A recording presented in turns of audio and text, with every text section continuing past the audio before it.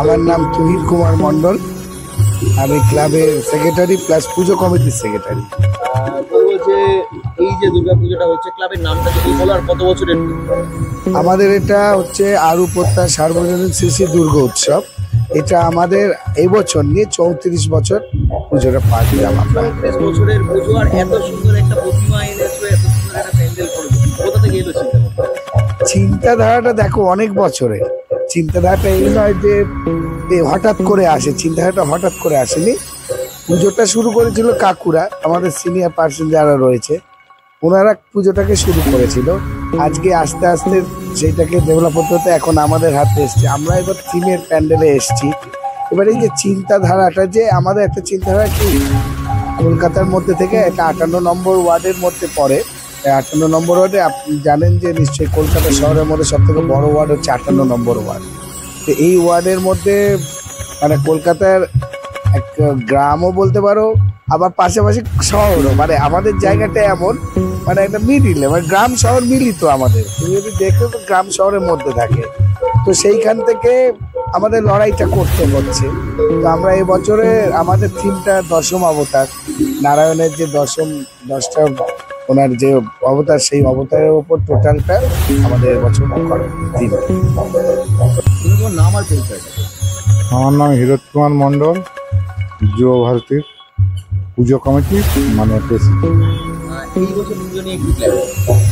এই বছর যেটা তো হয়েছে আপনারা দেখতেই পাচ্ছেন। এই পাড়ার লোকেরা একসঙ্গে আড্ডা মারা, কোনো ভোজের ব্যবস্থা বা অষ্টমীর অঞ্জলি, এগুলো কিরকম হবে? না, আমরা তো দেখুন এটা পাড়া গাঁয়ের সমস্ত মেয়ে ছেলেরা এসে ভালোভাবেই অঞ্জলি দিচ্ছে বা পুষ্পাঞ্জলি দিচ্ছে।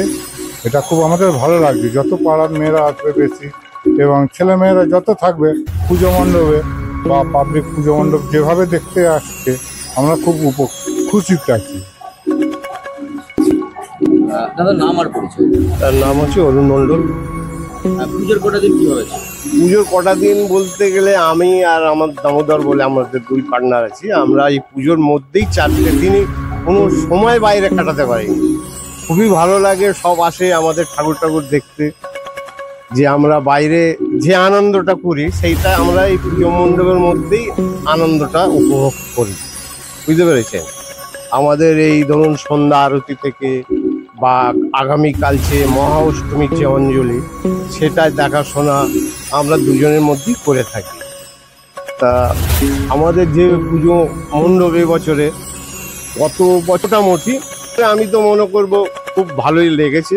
বা আমাদের প্রতিমা যেটা এসছে, এটা একটু অন্য ধরনের থিমের এতে গেছি। খুবই আমাদের ভালো লেগেছে। আপনাদের কেমন লেগেছে আমি ঠিক বলতে পারবো না। আমার নাম অচিন্ত গায়ে, আমি ক্লাবের ট্রেনার। বলবো যে পুজোর ভাসান বা সিঁদুর খেলা কেমন হবে? পুজো আপনাকে বলে বোঝাতে পারবো না। এখানে লাইন দিতে হয়, সিঁদুর খেলায় মেয়েদের লাইন দিতে হয় মানে এবারে কি হবে জানি না। এই জায়গাটা পুরো টোটাল লেগে যায়, লাইনে লাগে যায়। এবার কোথায় জায়গা দেবো, এই বছর আমার মাথায় সেইটা খেলছে, কিন্তু আমরা এখনো বুঝতে পারছি যে কোথায় জায়গা দেবো।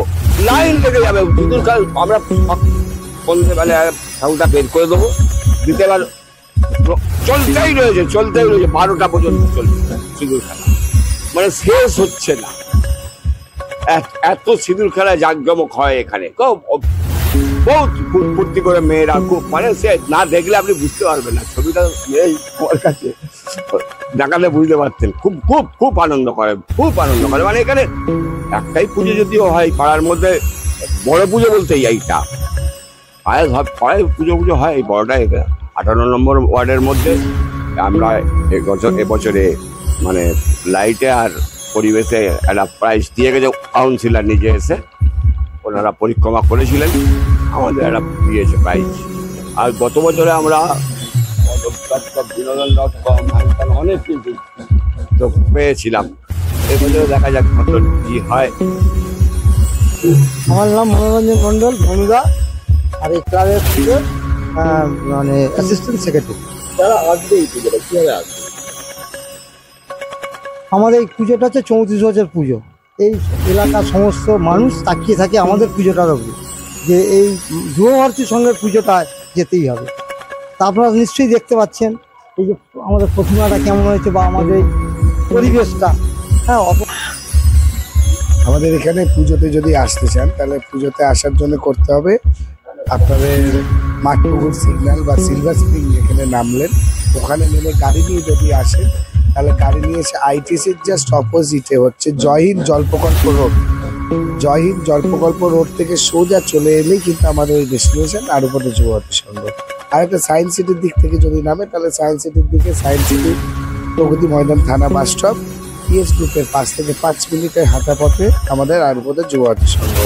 আর যদি আপনারা ধরেন বাসন্তী হাইওয়ে তাহলে বাসন্তী হাইওয়ে থেকে সোজা পাকাপোল থেকে 2 মিনিট এখানে পৌঁছে যাবে আমাদের পুজো মণ্ডপে।